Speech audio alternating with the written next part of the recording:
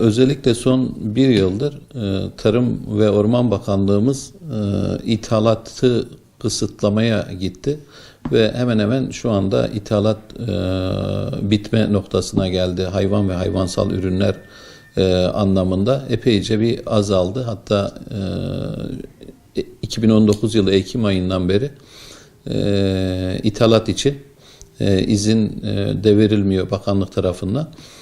Tabii bizim hep söylediğimiz bir şey var. Özellikle ithalatın olmaması lazım. Niye olmaması lazım? Üretici para kazanırsa hayvan sayımızı artırırız yani. Para kazanmazsa bu sektörden çekilir. Dolayısıyla ithalat olmazsa özellikle hayvan ve hayvansal ürünler para ederse üretici üretimi artırır. Dolayısıyla bizim de ithalat kapısını açmamıza gerek kalmaz. Bu anlamda bakanlığımız özellikle son dönemlerde bunu doğru bir şekilde uyguluyor. İthalat izni artık vermiyor.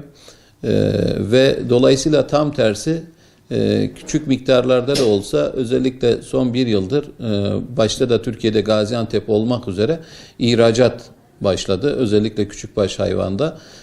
2019 yılında Gaziantep'ten özellikle Arap ülkeleri başta olmak üzere yaklaşık Gaziantep'te 123 bin küçükbaş hayvan, erkek hayvan ithal edildi. Dolayısıyla bu ne demektir? İhraç edildi. İhracatın olması üreticinin ürünün değerinden satılmasını, alternatif oluşturmasını sağlıyor. Bu da üreticiye daha fazla kazanç getiriyor. Kazanç olunca ne olur? Üretici üretimini artırır. Eksiğimiz varsa kendi üretimimizle bunu tamamlarız. Dolayısıyla biz herhangi bir hayvan ve hayvansal ürün ithal etmek zorunda kalmayız. Biz üreticiler olarak, üretici birliği olarak çok doğru buluyoruz. Çünkü yani biz her ki fiyatlar yükseldi diye veyahut da birileri bastırdı diye biz ithalat kapısını açarsak, ki bugüne kadar hep yapılan yanlış oydu. 2009-2010'lu yıllarda hatta 2008-2009'lu yıllarda ülkemizde yoğun bir kuraklık olması neticesinde o dönemde özellikle küçükbaş başta olmak üzere belki hatırlarsınız 60 liraya 70 liraya koyun fiyatları düşmüştü ve üreticilerin büyük kısmı hayvanlarını ellerinden çıkartmak zorunda kaldılar ve dolayısıyla ertesi yıl ithalat kapısını açmaya başladık ve her geçen yıl ithalat gittikçe büyüdü. Rakamlar gittikçe büyüdü. Ne oldu? Çözüm oldu mu? Olmadı. O yüzden bizim ülkemizdeki hayvan sayımızı arttırmamız lazım. Bu anlamda bakanlık eksikler olsa da doğru uygulamalar yapıyor. Özellikle 3. Tarım Şurası'nda Sayın Cumhurbaşkanımız Recep Tayyip Erdoğan da söylediği anlamda özellikle bizim hayvansal ürünlerle ilgili, özellikle et açığıyla ilgili sıkıntıyı çözmek için bizim küçükbaş hayvan sayımızın kişi başı bir adet olması için hedef 2023 yılında 83 milyon küçükbaşa ulaşmamız gerekiyor. Ve şu anda biz de Gaziantep Birliği olarak tüm Türkiye'deki diğer birlikler olarak bu sayıya ulaşmak için uğraşıyoruz. Şu anda küçükbaş hayvan sayımız Türkiye genelinde 54 milyon civarı. İnşallah her yıl önümüzdeki 4 yıllık süreçte bu rakamı arttırarak 2023'te 83 milyona ulaşacağız. Dolayısıyla nedir? Biz kendi üreticimizi desteklemiş olacağız. Kendi üreticimizin ürününe sahip çıkmış olacağız. Üretici para kazanırsa üretimi de artırır. İthalata da gerek kalmaz. Bu anlamda bakanlık gerçekten özellikle ithalatı kapatmakla çok doğru uygulama yapıyor. İşte biraz önce de söyledim. Artık ufak rakamlar da olsa ihracat başladı. Özellikle bu Türkiye'de Gaziantep bu işin çok büyük kısmını sırtlanmış götürüyor. İnşallah bu önümüzdeki yıllarda bu rakamları biz daha da arttırırsak, özellikle üretici para kazanırsa biz hiçbir zaman ithalatla uğraşmamış oluruz. Sonuçta siz ithalatla bir sorunu çözmeye çalıştığınız zaman buradaki üretici mağdur oluyor. Üretici mağdur olunca ne yapıyor? Dolayısıyla üretmekten vazgeçiyor, üretimi kesiyor. Ne oluyor? Bu sefer hem üretimimiz azalıyor hem de o üretimden çıkan insanlar işsiz kalıyor.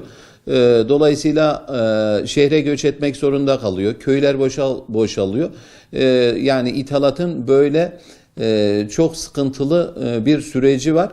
O yüzden bizim buradaki üreticinin sorunlarını çözerek, gerekli desteklemeleri yaparak üretimi arttırmamız lazım. Yoksa ithalatla hiçbir şey bugüne kadar çözülmedi. Bundan sonra da çözülmez zaten. Bu gerçekten bizi yaralayan bir konu. Bakanlığın bu anlamdaki işte konu uzmanı olmayan kişiler tarafından bu tarz açıklamaların yapılmaması için yapılacak bir engelleme çok doğru bir tespit. Bizi de çok yaralıyor. Yani maalesef isminin önünde profesör unvanı olan insanlar çıkıyorlar televizyona. Biri süt zararlı diyor, biri yumurta zararlı diyor, biri yoğurt zararlı diyor, biri et zararlı diyor, biri beyaz et zararlı diyor. Ve biz üreten kesimin temsilcileri olarak gerçekten çok üzülüyoruz. Üzüldüğüm şey de şu, profesör değiliz. Ama ben şunu çok iyi biliyorum, o isminin önünde profesör olan, ünvanı olan kişiler bile çocukken babaları, anneleri onlara süt içirmeden yatırmazdı.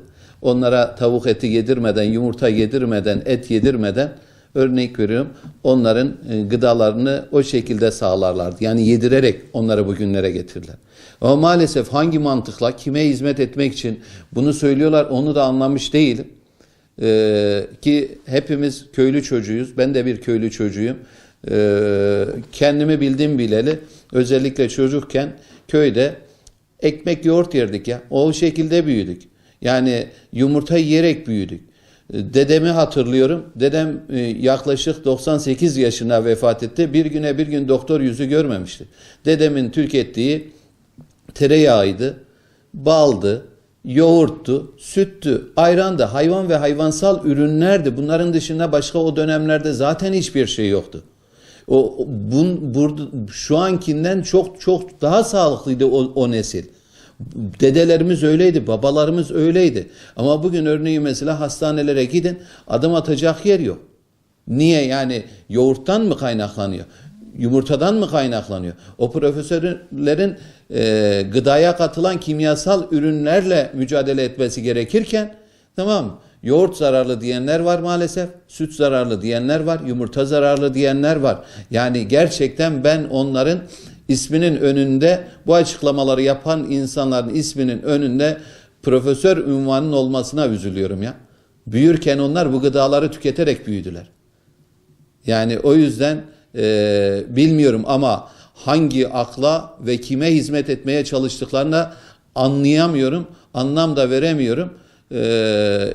Bizim sağlıklı bir nesil yetiştirebilmemiz için dedelerimizden, babalarımızdan öğrendiğimiz tek şey var. Doğal ve sağlıklı tarımsal ve hayvansal ürünleri tüketmemiz gerekiyor. İçinde hiçbir kimyasal ürün katkı olmayan ürünleri, inancınız olsun, Allah'ın izniyle hiçbir hastalığa da dolayısıyla kolay kolay yakalanmayız, maruz kalmayız. Çünkü en iyisini biliyoruz. Dedelerimizden, büyüklerimizden biliyoruz.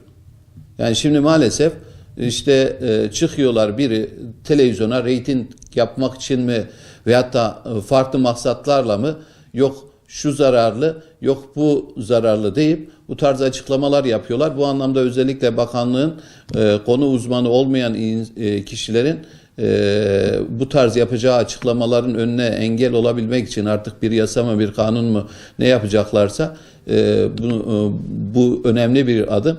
Bizim özellikle halkımız da bu tarz insanlara çok da itibar etmiyor. Çünkü niye?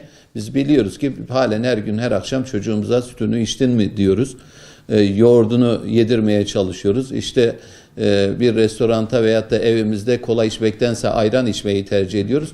Doğrusu bu. Çünkü tamamı sağlıklı tarımsal ve hayvansal ürünler. Bugüne kadar böyle oldu. Allah'ın izniyle inşallah bundan sonra da tarımsal ve hayvansal ürünleri bu anlamda gerçekten ihtiyacımız olan ve sağlıklı ürünleri her daim tükettik, tüketmeye de devam edeceğiz.